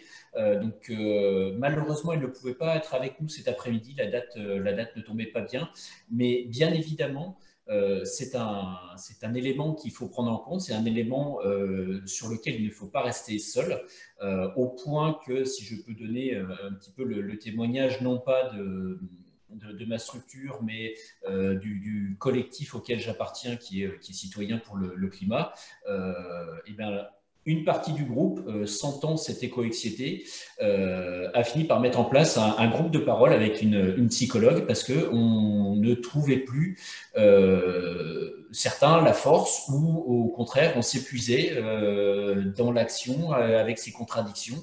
Et pour éviter les craquages, en fait, on doit prendre cet aspect en compte parce que sinon, en fait, on peut aller jusqu'à la rupture. Alors, on a répondu à un certain nombre de questions. Alors, merci à la personne qui vient de donner effectivement les coordonnées d'Alice Desbioles. Merci beaucoup. Vous faites le travail à ma place, c'est fantastique. Donc, avant de vous donner la parole donc, sur une session de questions, parce qu'il y a eu beaucoup de questions qui sont passées sur le module aussi, peut-être juste quelques petits mots on a parlé de toutes ces difficultés, mais aussi de tout ce qui peut nous inspirer pour aller vers la transition. On a déjà pas mal abordé le sujet, mais peut-être un petit mot chacun, tous les trois, pour aller vers ce côté positif de oui, il y a des choses qu'on peut faire, qu'on sait faire, il y a des choses qui marchent mieux que d'autres. Et puis ensuite, on ira sur les questions. Alors, en fait, c'est que j'ai envie de répondre à Frédéric depuis tout à l'heure, mais pas répondre, en fait, juste enchérir, parce que je suis à compléter, disons, quoi. Sur cette idée déjà de concertation, en fait, parce que quand on est dans une grande ville, c'est extrêmement difficile, comme quand on est dans une grande entreprise, en fait, d'arriver à trouver la main sur les différents leviers ou les différents rouages, ne serait-ce que parce qu'on n'a pas toute la représentation de comment ça fonctionne, et que certaines organisations, d'ailleurs, silotent à dessein les différents secteurs pour rendre plus difficile la prise sur l'organisation globale. Et donc, ça demande d'avoir une compréhension de l'ensemble et de savoir comment ça se joue et sur quoi agir. Et c'est là aussi une difficulté, je pense, de s'engager dans les grandes villes. Et quand on parlait tout à l'heure de faire atterrir les grandes questions du climat dans le quotidien des individus ou des communautés, il y a aussi une question de faire atterrir cette organisation politique et cette démocratie dans le quotidien des habitants. Dans le cadre de la Convention citoyenne, on vous a appelé, on vous a envoyé un SMS et vous avez accepté, vous êtes venu. Mais on est toujours dans le modèle de on vous appelle et vous venez, alors soit à l'urne, soit au CESE, mais il y a quand même un enjeu de trouver des formes en tout cas de faire revenir ces citoyens dans la prise de décision. Et donc, il y a énormément de choses qui sont là-dessus. Mais pour moi, il y avait cette idée-là. C'est-à-dire qu'il ne faut pas non plus attendre que chaque habitant ou chaque citoyen, qu'il soit capable de comprendre tous les rouages, toutes les mécaniques de comment fonctionne une métropole, un EPCI, une région, etc., pour qu'ils s'engagent. Il y en a certains qui le font, petite parenthèse, mais il y a des jeunes qui ont lancé, je crois, c'est en Occitanie, une convention citoyenne locale. Régionale, pardon. Certains le font, mais il y a aussi une nécessité d'amener la politique, je pense, aux citoyens pour leur donner des clés d'action. Un autre point, c'était sur la question du conflit que Christine posait tout à l'heure et auquel je suis assez d'accord avec ce que tu disais. Il y avait un point quand même qui est que, et ça revient sur ce que disait Mélanie à la fin, c'est-à-dire que quand on ne se voit pas, il y a de grandes chances qu'on ne se comprenne pas pour la simple raison que ça ouvre la fenêtre à tout un tas d'ambiguïtés et chacun va projeter chez l'autre ou dans ses paroles ou entre ses mots, en fait, sa compréhension des enjeux, ses appréhensions, ses doutes, ses craintes. Et on parlait au tout début du cerveau, de la cognition, les différents freins à l'échelle individuelle, mais la cognition humaine, c'est une cognition qui est avant tout sociale. Et il y a une grande partie de nos fonctions cognitives qui ont pour but de comprendre l'autre, de se coordonner avec l'autre, de coopérer, de construire ensemble. Quand on parlait d'organisation et de structurer des organisations, c'est un outil d'ingénierie humaine et quasiment un outil cognitif qui est la capacité de certains individus à pouvoir hiérarchiser les organisations pour permettre une bonne circulation de l'information, des connaissances, de la prise de décision, etc. Donc, je parlais d'intelligence collective tout à l'heure, il y a un ensemble de dispositifs qui permettent de, quelque part, maximiser cette intelligence collective, en faisant en sorte d'éviter les incompréhensions, en trouvant des formes d'organisation qui soient plus adaptées, en fait, ne serait-ce qu'à notre manière de communiquer et de s'engager. Donc, c'est ça ce qu'on entend par intelligence collective, qui est un mot qui est maintenant un peu diffus, mais c'était juste pour préciser qu'il y a des outils que vous devez utiliser, d'ailleurs, qui permettent de penser vraiment ces structures collectives en partant de comment est-ce qu'on appréhende l'autre et comment est-ce qu'on décide. Et une grande partie du conflit vient d'une difficulté à pouvoir aussi se comprendre, mais aussi une difficulté à pouvoir mettre de côté ses propres a priori, ses propres stéréotypes, ses propres projections qui sont quasiment automatiques. C'est-à-dire que notre cerveau, dans des situations d'incertitude ou d'incompréhension, il va projeter, il va essayer de faire sens de ce qui se passe et il va faire sens avec les éléments qu'il a en main, avec les représentations qu'il a en main. Et donc, plus il est face à de l'inconnu, plus il est face à une situation qu'il ne comprend pas, plus chacun va projeter en fait dessus son petit prisme, d'où la nécessité de créer ces échanges et ce dialogue et de laisser également le temps à chacun de se recaler, de se recalibrer, d'accepter bien qu'il y ait d'autres points de vue, d'accepter de remettre en question aussi ses propres idées. Donc là, il y a tout un cheminement aussi à avoir. Et une référence que je voulais donner en continuité de ça, c'est qu'au même titre qu'il y a des outils pour structurer l'intelligence collective, il y a des outils pour permettre de mieux communiquer et d'éviter du conflit. Et il y en a un d'un livre qui s'appelle Impossible Conversations, qui a été publié il y a quelques années, que j'ai traduit, alors ce n'est pas une traduction officielle, j'ai traduit juste en français, et qui est dans un rapport que des Shifters, qui est une association bénévole autour du Shift Project, a publié récemment. Le rapport, il s'appelle Comment changer les comportements et faire évoluer les pratiques vers plus de durabilité. Et l'idée, c'est ils ont écrit un rapport qui a pour but de donner des clés pour comment convaincre les autres autour de soi de s'engager dans une transition avec cette idée de dire que si en effet on est dans l'entre-soi, il n'y a pas beaucoup de personnes qui sont au fait de ces sujets-là, eux-mêmes peuvent être ambassadeurs, comme on disait tout à l'heure, et eux-mêmes peuvent essayer de convaincre d'autres et d'amener d'autres personnes dans l'action avec eux. Et donc le rapport qu'on rédigeait a pour but de donner des clés de compréhension de ces mécanismes, de ces différents obstacles, et pour permettre de convaincre plus autrui, avec cette idée de dire que si on a 10 qui en convainc 10 et 10 qui en convainc 10 autres, ça peut faire boule de neige. Et dans la slide, je le mets là dans le chat, il y a un tableau qui est issu de ce bouquin qui présente en gros des clés pour arriver à mieux communiquer ou à communiquer de manière plus sereine avec les autres et d'éviter ces situations de conflit. Et Frédéric, tu en as utilisé une tout à l'heure qui est de dire que quand je vois quelqu'un jeter son mégot par terre, je vais lui demander pourquoi est-ce que tu jettes ton mégot par terre plutôt que de porter un jugement et dans l'agression comme on fait souvent. Tu prends l'avion, mais t'es qu'un con. Pour plutôt interroger, est-ce que c'est nécessaire, est-ce que c'est forcément un besoin primaire, un besoin incompressible, etc. Et donc ça, c'est une clé qui est proposée dans le tableau. Donc si vous voulez jeter un œil, il y a tout un tas d'éléments que vous pouvez utiliser là-dessus. Voilà, c'est en complément de ce que tu disais, Frédéric. Moi, si je peux, je ne sais pas si est-ce qu'il faut encore répondre à cette partie de cette question ou tu passes à une autre. Pardon, on n'a pas du tout répondu à ce qu'on disait tout à l'heure, mais bon, c'est positif quelque part. C'est le côté positif. Oui, voilà, le côté positif, parce que de toute façon, on est en train d'arriver. Il nous reste encore une petite vingtaine de minutes pour répondre à des questions. Donc, vas-y, juste comment toi tu vois la partie positive. Juste, Annie, je te donne une phrase de ma partie positive et je vous laisse discuter. Comme ça, j'aurais fait ma part. Ma partie positive, c'était ça. Et c'était le fait que, quand tu disais tout à l'heure, Frédéric, d'agir avant de penser, je suis assez d'accord avec ça. Mais il y a une nécessité, ce qu'on essaie de pousser, de faire en sorte qu'on comprenne un maximum quand on est dans l'action. C'est-à-dire que pour beaucoup de décideurs, l'action prime. Et il y a une nécessité aussi, je pense, de bien comprendre. Je ne sais pas qui d'entre vous disait tout à l'heure de savoir d'où on part plutôt que où on va. En tout cas, de comprendre la situation et les enjeux sur le moment. Et donc, nous, ce qu'on essaie de poser, c'est des formes de diagnostic de qui sont les acteurs impliqués dans ces systèmes, quelles sont les difficultés qu'ils rencontrent, quels sont les types d'interactions qui sont en place pour essayer de développer des stratégies pour faire pivoter ces systèmes assez complexes et intriqués. Et donc là, on est dans un cas où de mieux comprendre permet une action plus efficace et plus efficiente. Donc, je me doute que c'est ce que tu disais, mais c'était pour l'aspect plus positif, c'est qu'on a des connaissances maintenant qui nous permettent quand même de comprendre un peu mieux ce qui se joue pour avoir des actions qui sont les plus justes et les plus calibrées possibles, sans s'enfermer dans la pensée il faut et à écrire des bouquins théoriques, et sans être non plus obnubilé par l'action en disant il faut faire et on verra sur le tas. Il y a un entre-deux à équilibrer, et je pense que des gens qui sont issus de la recherche comme nous peuvent permettre d'arriver à cet équilibre. Voilà.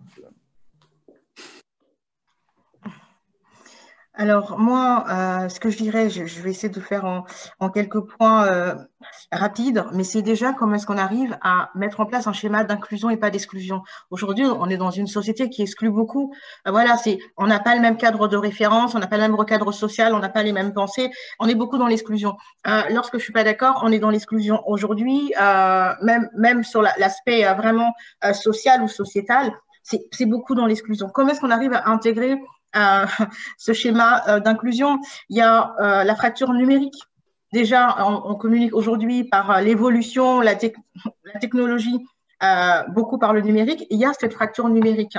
Alors, comment est-ce qu'on intègre tout ça finalement? Donc, sur les pôles de réussite, là, on a un projet avec des tiers-lieux. Donc, ça, c'est vraiment quelque chose de concret avec des tiers-lieux qu'on va pouvoir ou espérer pouvoir faire un peu le tour de France de différents tiers-lieux. Tu as parlé tout à l'heure, il me semble, d'un tiers-lieu, je ne sais plus si c'était Frédéric ou Thibaut, mais voilà. Et ça, c'est en fait finalement les personnes qui vivent au quotidien ces différents cadres de référence, comme elles peuvent accueillir et rendre vivantes des propositions. Donc là, c'est justement aller vers le commun, le droit du commun, arriver ensemble à quelque chose de commun. Et ça, pour moi, voilà, c'est une clé de réussite et c'est une capacité d'être dans l'inclusion et pas l'exclusion. C'est pas tant la capacité de la gestion de conflit, c'est qu'est-ce qu'on a envie finalement de poser ensemble. Voilà. Donc, la communication directe ne fait pas tout. Je vous dis, à 150, on a eu du débat, on a eu des conflits, on a eu de l'émotion. Et justement, la question, c'est comment est-ce que l'émotion prend la place dans la prise de décision? Est-ce qu'on enlève l'émotion? Est-ce qu'on intègre l'émotion? Est-ce que du coup, la prise de décision est neutre, impartiale? Donc voilà, c'est l'humain. Il y a toute une gestion. Mais voilà les points, je dirais, de réussite que je mettrais en avant. Et voilà, il faut oser commencer. Il faut oser commencer et pas avoir peur des différentes formes que cela peut prendre. Voilà. Merci. Frédéric, est-ce que tu voulais rajouter quelque chose? En fait, on a dit pas mal de choses. En fait, souvent, ce que ça nous ramène à une chose qui est la question de la maturité individuelle et collective à pouvoir aller dans le même sens et à pouvoir se mettre en action en interrogeant, en réinterrogeant les choses, en n'étant pas dans une position qui est, on va dire, stabilisée, freinante, qui bouge. Encore une fois, si on parle avec un prisme organisation, parce que c'est un peu le prisme que tu m'avais demandé de prendre, je rejoins ce que Thibaut disait, c'est que bien sûr qu'il faut penser l'action et il faut avoir une vraie stratégie de pensée qui soit lointaine, on va dire puissante et qui permette de dire vers quoi on va. Et ça, c'est essentiel. Pour autant, on s'aperçoit quand même qu'on agit très peu, enfin déjà on pense très peu dans ces parties-là, donc nos organisations sont quand même en déficit de réflexion stratégique. Donc ça, c'est peut-être une partie à faire. Et moi, je m'aperçois que c'est pas par manque de volonté, c'est par manque de connaissances ou d'éducation. Donc on a des choses très bien qui se font et qui commencent à se faire dans la formation initiale, dans l'accompagnement des dirigeants ou des managers d'entreprise ou des collectifs d'entreprise qui arrivent à penser. Donc ça, c'est une première piste, je pense, intéressante. La deuxième, c'est la question de la maturité collective et organisationnelle. C'est comment on va, à un moment donné, arriver dans les tiers-lieux, dans les quartiers, dans les entreprises, à développer cette maturité organisationnelle, cette maturité émotionnelle qui fait qu'à un moment donné, j'accepte de l'autre de ne pas être en difficulté quand l'autre me dit que je ne suis pas comme ça ou que lui ne pense pas comme ça. Ce n'est pas un problème, c'est une richesse. Et là, il y a une vraie question d'éducation et une vraie question de positionnement. Or ça, c'est un vrai sujet qui, encore une fois, je suis sur le comment on va y arriver, parce que c'est parce qu'on arrivera à déverrouiller ça et à les mettre en œuvre que ça va fonctionner. Or, on le voit aujourd'hui sur les organisations résilientes. Ce sont des organisations qui ont revu totalement leur mode d'action et leur façon de faire pour pouvoir à un moment donné s'adapter. Mais elles l'ont fait parce qu'elles l'ont fait ensemble. Donc, parce qu'elles avaient cette capacité à s'interroger ensemble, à se challenger ensemble, à avoir des défis ensemble et à se dire, bah, tiens, j'y ai pas pensé, mais heureusement que tu es là pour y penser. Et plus on est dans cette logique-là, et plus effectivement, ça va permettre d'avancer. Or, cette question-là, c'est des questions on a aujourd'hui des ambassadeurs. Thibaut disait, il y a des outils, il y a plein d'outils aujourd'hui qui existent pour structurer ces démarches-là, faire de la décision par consentement et donc pas des décisions à la main levée ou consensus, faire à un moment donné on va dire des propositions coopératives. Voilà, donc il y a des choses qui existent. Il faut s'en emparer, il faut les mettre en œuvre. Et encore une fois, ce qui fait qu'on change, c'est le fait de se mettre en avant, c'est-à-dire de faire les choses, de les penser, mais aussi de les faire. Et en fonction de la maturité de chacun, de les faire avec des petits pas, mais les faire, vraiment. C'est pas juste se dire je reste dans mon coin. Et n'oublions pas que les organisations qui sont des éléphants, en fait, elles sont constituées d'hommes et de femmes qui sont eux-mêmes des éléphants. Donc, demandons à ces éléphants de faire des petits pas et vous allez voir qu'une troupe d'éléphants qui fait 2 petits pas, ça emmène énormément. Donc, au début, il y a une inertie, mais quand l'inertie est cassée, c'est extrêmement puissant. Puis, un autre élément que ça m'a appris en termes de transformation, et ça, c'est aussi une bonne nouvelle, c'est que on avait souvent dans les organisations pensé que c'était porté au plus haut niveau pour transformer les choses. Moi, je peux vous dire aujourd'hui, dans les modélisations qu'on a faites, qu'on a testées, qu'on a regardées en termes de recherche et développement, il y a des transformations qui viennent par le bas. Donc, la transformation par le bas, c'est possible. Donc, arrêtons de penser que parce qu'un chef d'entreprise, de telle entreprise, ne veut pas faire bouger les choses parce qu'il est que focus sur un point, les citoyens qui sont dans l'entreprise, qui ne sont pas que des bras à faire tourner des mécaniques, ils peuvent aussi faire changer. Donc, c'est aussi une responsabilité individuelle que de savoir se positionner en permanence.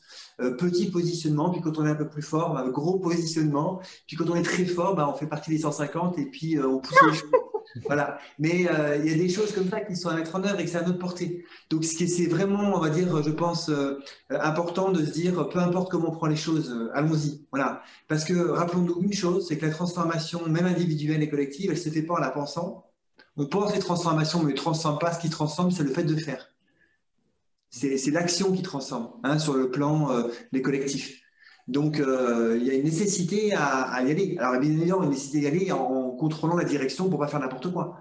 Mais quand on est dans une direction qui a été posée, qui est éclairée, parce qu'aujourd'hui, sur le plan scientifique, sur le plan de la recherche, il y a quand même énormément de choses qui sont très éclairantes, bah, allons-y. Voilà. Alors, tant qu'on est sur l'aspect cognitif, avant que tu changes de cadre de question, il y a justement ce point qui me revient suite à un échange avec Emmanuel Chollet, qui est coach éco-dialogue, cette notion des freins et de la gestion de l'autre. Et en fait, elle donne un exemple, elle disait, derrière chaque frein, il y a une peur. Et derrière chaque peur, il faut savoir pourquoi est-ce qu'on a peur. Est-ce qu'on a peur finalement de changer parce que la solution ou le contexte actuel nous convient, ou parce qu'on ne sait pas ce que va nous, comment dire, l'expression, enfin, ce qui nous attend demain. Et donc, du coup, parfois, on a peur de passer l'étape.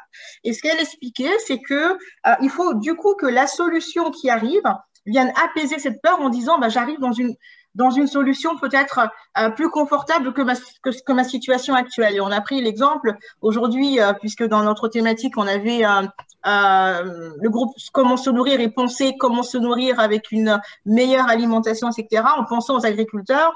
Aujourd'hui, beaucoup d'agriculteurs sont dans des situations difficiles et donc se disent plus ou moins dans l'obligation, voilà, d'opter pour un mode d'agriculture bien spécifique. La peur du changement, la peur de l'autre, et comprendre les freins de l'autre, c'est d'abord comprendre ses propres freins. Et ça, je pense que Thibaut, là, du coup, c'est ton domaine, c'est une vérité. Les prises de décision sont aussi liées à ça. Comment comprendre et accepter la peur de l'autre et comment y répondre.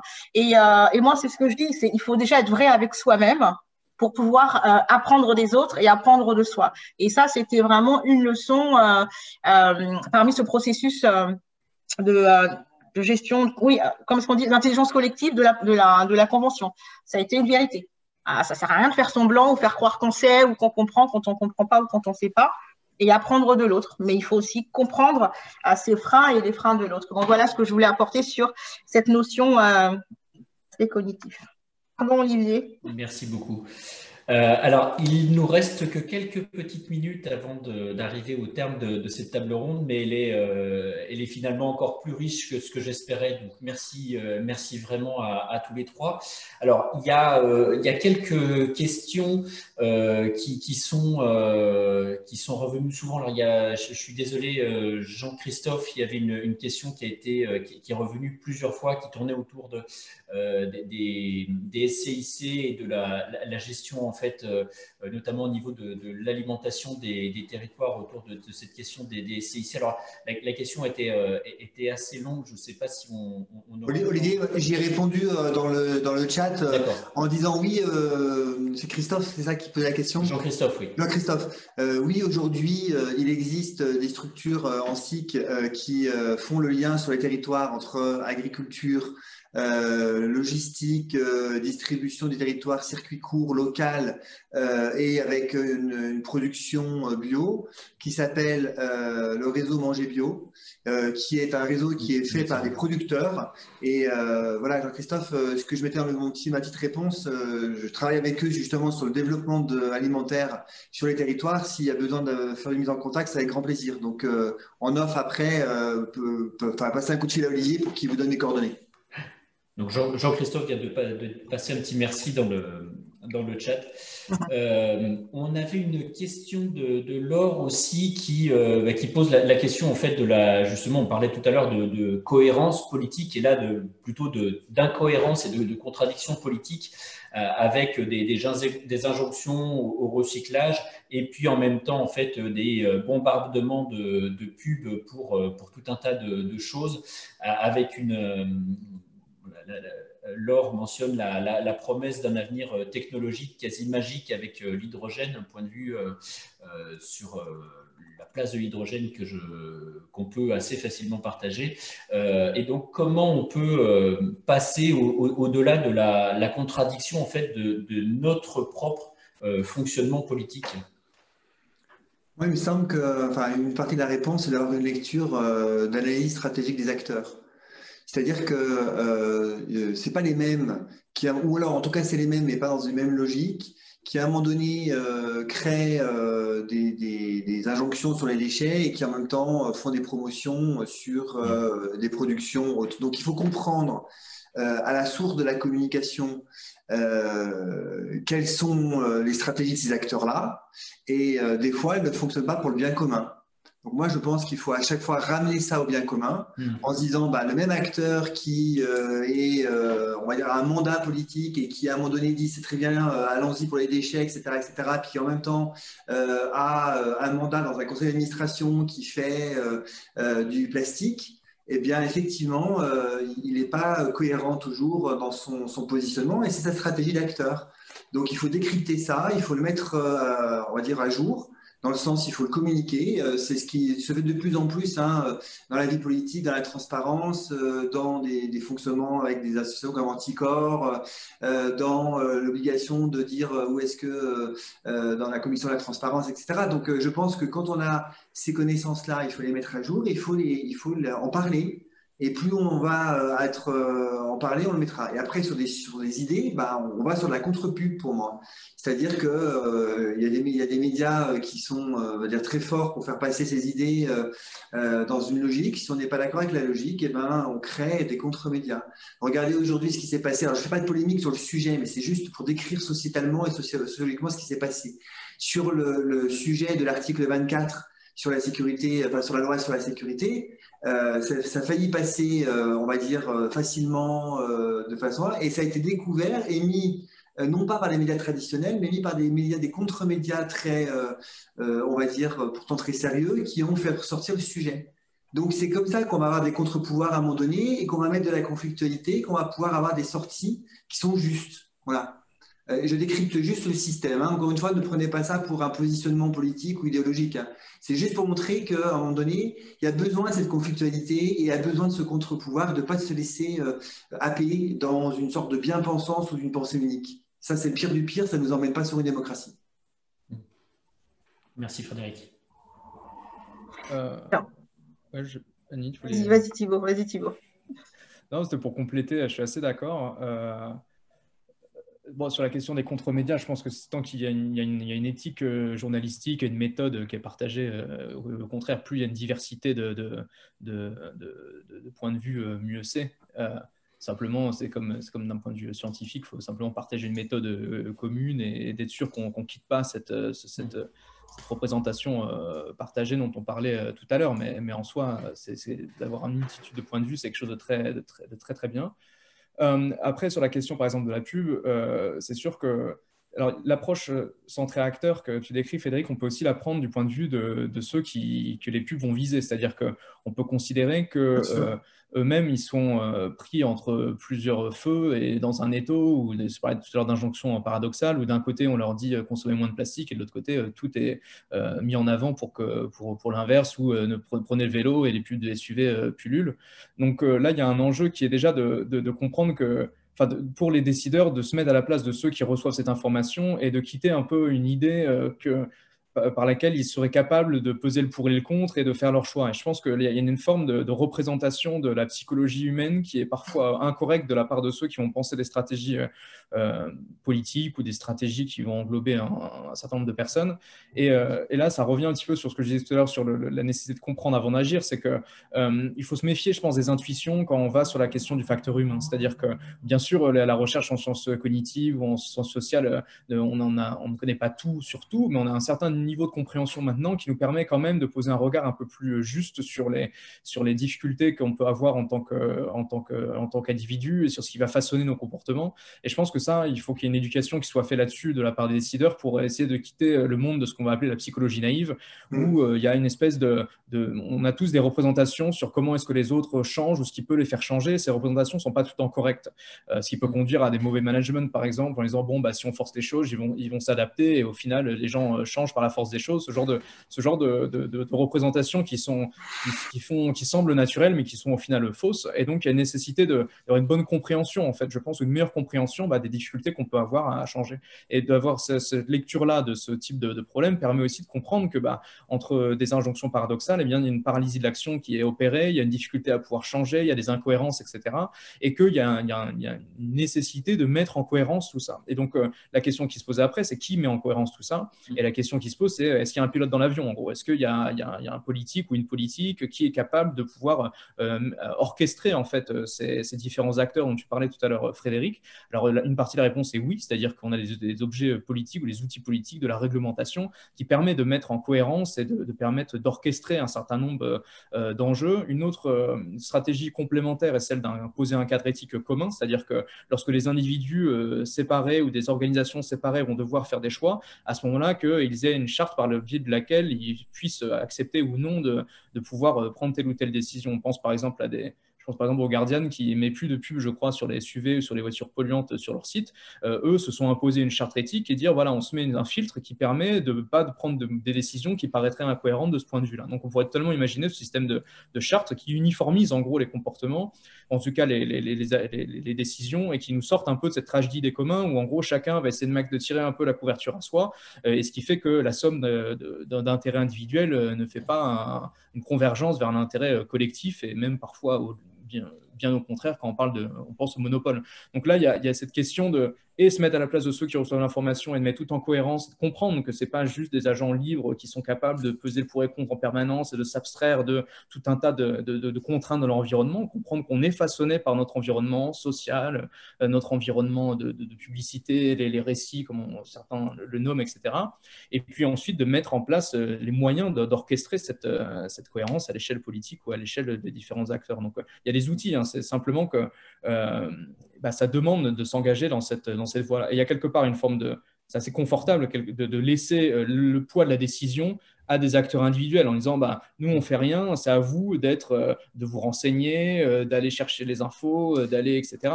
Sauf que quand on a cette approche centrée justement acteur, on voit bien qu'on a très peu le nombre d'informations qu'on voit est très limité, notre attention elle est très restreinte, on ne peut pas sur chaque élément qu'on va acheter regarder la composition, etc.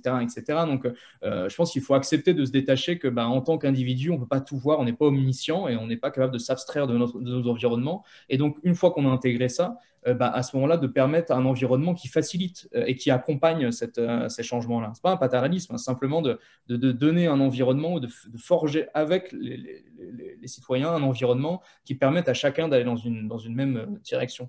Quand on a alors je ne vais pas citer de marque, mais quand on a des services à la demande qui en 1 heure nous livrent n'importe quel objet, forcément c'est très difficile en fait de résister à cette pression-là. Je pense qu'on peut se rappeler un élément, c'est que dans un environnement assez différent de celui dans lequel on a évolué, c'est notre environnement qui nous imposait une partie des contraintes. On avait un désir et on ne pouvait pas avoir tout de suite, donc du coup l'environnement nous contraignait. À partir du moment où on a fait en sorte que l'environnement réponde à nos désirs ou à nos besoins, eh bien tout l'effort d'inhibition ou d'empêchement en fait repose sur notre cerveau et sur notre propre cognition, ce qui fait qu'au final, si l'environnement se plie à nous, c'est à nous à la charge de devoir résister à l'environnement qui vient servir nos plus bas instincts, non, peut-être pas, mais en tout cas qui va dans cette direction.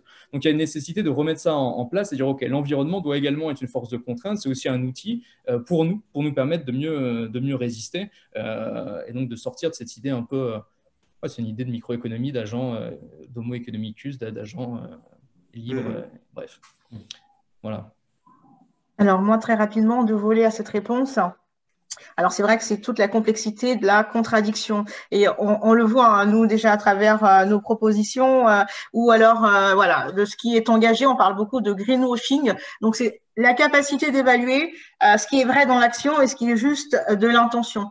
Et ça, on le voit au quotidien. On prend l'exemple de la voiture électrique. La voiture électrique, c'est une solution. Ça veut dire que en circulation, elle n'émet pas ni de GES, ni de gaz, et elle ne pollue pas. Donc, et il y a également un intérêt financier, économique là-dessus. Mais nous, ce qu'on a mis en exergue, c'est qu'il faut une réflexion systémique autour de cette solution-là, aussi bien sur la production que sur le recyclage. Donc, tout ce qui va être pris en compte sur le cycle de vie complet de cette solution, avec la capacité de développer une ingénierie ou en France ou européenne autour de nouvelles propositions de batteries. Mais aujourd'hui, on dit, bah voilà, c'est la solution. On intègre cette solution sans prendre tout en considération. Et on a effectivement tout le temps l'impression que quand il y a des annonces, ce sont des effets d'annonce. Quelle va être la jauge entre, effectivement, il y a une volonté de faire et juste de l'intentionnel.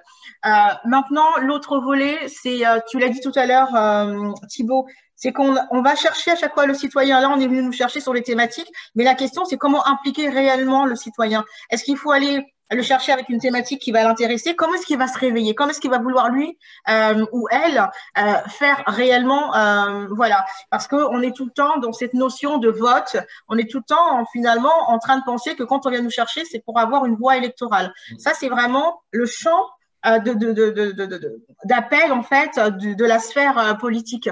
Alors là, on se rend compte qu'il y a de plus en plus de nouvelles formes démocratiques qui se lèvent en France parce qu'il y a peut-être à un moment donné une scission sur les formes actuelles. Donc une réelle volonté d'intégrer, de concerter et d'impliquer le citoyen et toute cette notion de gestion de gouvernance. Aujourd'hui, on en trouve voilà, multiples et diverses, comme le 50-50, ça veut dire qu'on a toujours cette qualité de donnant-donnant, on donne quelque chose et on reçoit quelque chose. Voilà, gouvernance partagée, et ça, effectivement, il faut voir comment ces dispositifs peuvent s'imbriquer aujourd'hui dans notre processus actuel. Voilà, sur les éléments sur lesquels je peux répondre rapidement. Merci beaucoup. Alors, malheureusement, parce que la journée de l'APCC continue en fait après cette tables rondes, donc on va devoir clore le sujet. J'espère que vous y aurez trouvé tous et toutes un élément, une idée, quelque chose à mettre en pratique au-delà de nos sphères habituelles. Et puis pour apporter un dernier petit mot d'espoir et d'ouverture, juste de prendre 30 secondes pour partager la fierté d'un père dont le fils de 14 ans est en train de faire justement de l'information climatique dans sa classe d'histoire-géographie, là maintenant en ce moment.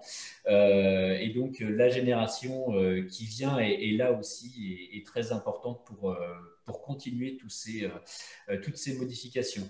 J'espère qu'on aura pu répondre à toutes vos questions. Surtout, n'hésitez pas. Alors, je ne sais pas, Suzy, quand une personne veut poser une question a posteriori, si tout le monde a reçu ton mail, en fait. Donc, vous pouvez, si vous avez besoin d'éléments, répondre soit à contact, à l'adresse contact APCC, à l'adresse mail. Oui. Et puis, nous reviendrons là-dessus avec grand plaisir. Voilà, vous pouvez répondre directement à l'invitation Zoom que vous avez reçue, comme ça on recevra si vous avez d'autres questions. Et donc oui, un grand merci à nos intervenants, c'était très riche, très intéressant, donc merci beaucoup, c'était une première et c'est très intéressant. Donc très rapidement, on a d'autres webconférences sur le site de la PCC qui pour le coup sont très techniques, mais si vous voulez, vous pouvez aller regarder tout ce qui y est. Et il y a une webconférence notamment qui, elle, n'est pas technique, qui est sur le sujet des nudges, les nudges pour accélérer l'adoption de comportements vertueux. Donc si ça vous intéresse, vous pouvez aller regarder sur le site de la PCC. Et donc, on va très vite terminer cette webconférence parce qu'effectivement, nous, on enchaîne encore sur d'autres ateliers. C'est une journée très dynamique. Juste pour vous dire qu'il y a un petit sondage, donc c'est juste pour avoir votre avis sur cette webconférence à la fin qui va se lancer. Donc, on serait content si vous pouvez y répondre. Et je vous souhaite à tous une bonne suite d'après-midi et à bientôt pour d'autres webconférences et peut-être d'autres tables rondes, sait-on jamais, de la PCC. Merci beaucoup, Suzy, pour l'invitation et merci à toutes et toutes. Merci à tous. Merci à vous tous, merci beaucoup.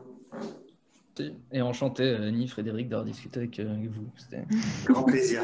Je vois un petit message, parmi les échanges spontanés, je trouve que c'était bien. Oui, merci beaucoup. Allez, au revoir tout le monde, à bientôt.